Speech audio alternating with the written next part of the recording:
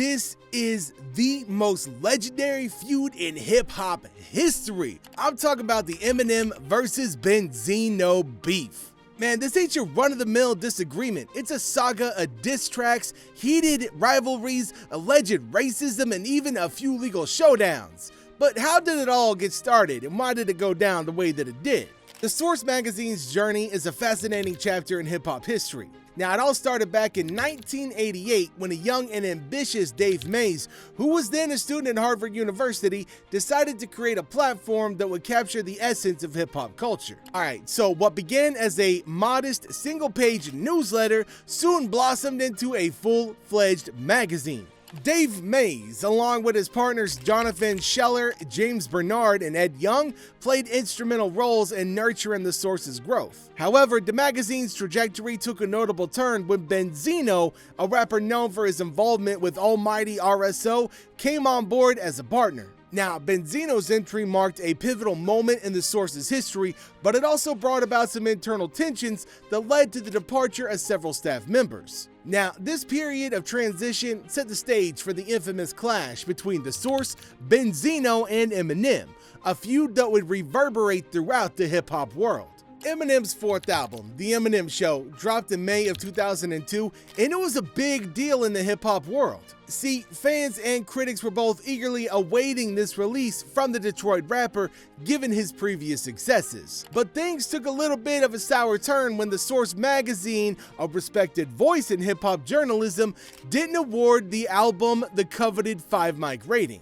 Now, this omission left Eminem feeling pretty disappointed and frustrated. Now, he wasn't shy about expressing his displeasure neither, and that's when the beef ignited. Eminem publicly alleged that the rating had something to do with his race, suggesting that just because he was a white rapper in a predominantly black industry holding it down, that he was being unfairly treated. Now, this racist angle added a complex layer to the beef and intensified the feud between Eminem and the Source, ultimately leading to a series of fiery diss tracks. The tension between Eminem and Benzino escalated rapidly after the Source's rating controversy. One notable incident was Eminem's refusal to do an interview with Benzino in Puerto Rico, where they were supposed to promote the movie 8 Mile, which was set to release later that year. Now, as you can imagine, this snub further fueled the fire of their feud. In response, Benzino took to the mic and released a couple of diss tracks, I Don't Wanna and Pull Your Skirt Up.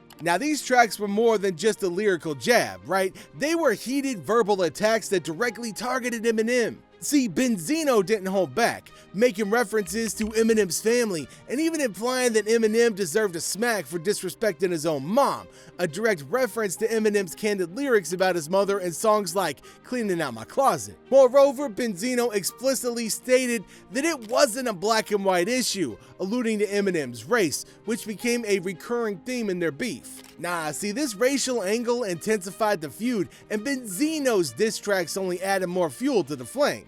But I gotta say though, homeboy, man, Eminem, he did not take Benzino's diss tracks lightly. He fired back with a vengeance. He unleashed a barrage of diss tracks, including Invasion, The Realist, Nail in the Coffin, and The Sauce, which became legendary in the hip-hop community. And if you ain't ever heard these tracks, go Spotify it, we'll wait. Alright, so check it. In these tracks, Eminem didn't just aim for lyrical jabs, he went straight for the jugular. The man brought bold allegations, accusing Benzino of extortion and bullying, particularly targeting Benzino's influence over Dave Mays, the founder of The Source. Eminem's responses were impactful not only because of their sharp lyrics, but also because they shed light on what he saw as an unethical practice going on within the industry. Now, these diss tracks, man, they swayed public perception at the time, and a lot of people began to see Eminem as the victim in this feud, right? Facing not just verbal attacks, but also an alleged system of bias. Now, Eminem's reputation as a fierce lyricist and his ability to articulate his grievances through his music strengthened his position in the beef, and his responses marked a significant turning point in the ongoing battle with Benzino and with The Source. O.B. Trice didn't stand on the sidelines during the Eminem vs. Benzino beef. He jumped right into the fray with his diss track, Welcome to Detroit City. This track was a direct response to the ongoing feud, and in particular, Benzino's role in it. Now, Obi Trice didn't hold back. He went after Benzino with a focus on two major key areas: record sales and rap skills. In his disses, Obi Trice questioned Benzino's credibility as a rapper, highlighting perceived shortcomings in his music career. He went above and beyond that, right? He also took a shot at Benzino for playing the race card with Eminem, suggesting that he should stick to journalism rather than rapping. Damn.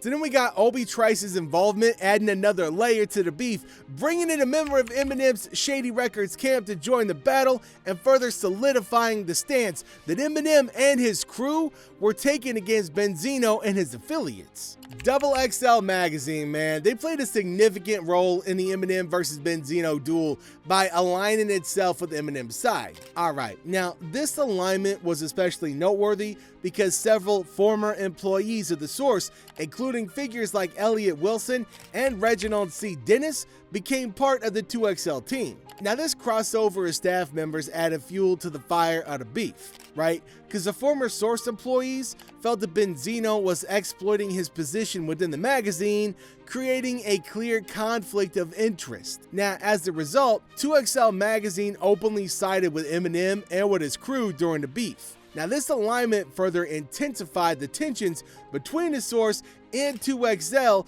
giving the beef another unique dimension. See, it transitioned, it metamorphized, because now the feud, it just wasn't about individual rappers anymore.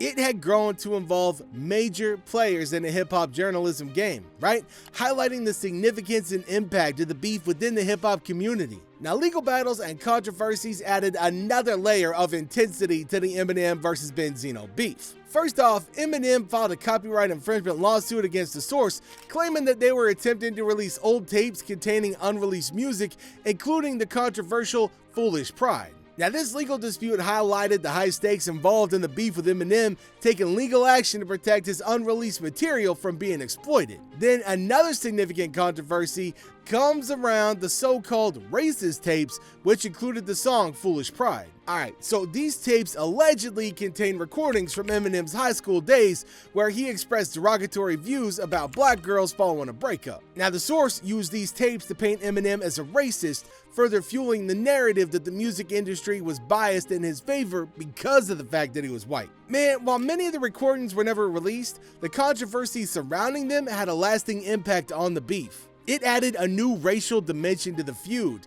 deepening the divide between Eminem and Benzino. Now, the legal dispute and the racist tapes controversy not only made headlines, but also made it clear that the beef was about more than just diss tracks. It had become a multifaceted battle with legal ramifications and reputational consequences. And now that you know all the ins and outs of the feud between Em and Benzino, comment who you think came out on top. And don't forget to hit that like button and subscribe for more captivating stories from the world of music and beyond. Thanks for tuning in, everybody. We'll catch you on our next episode.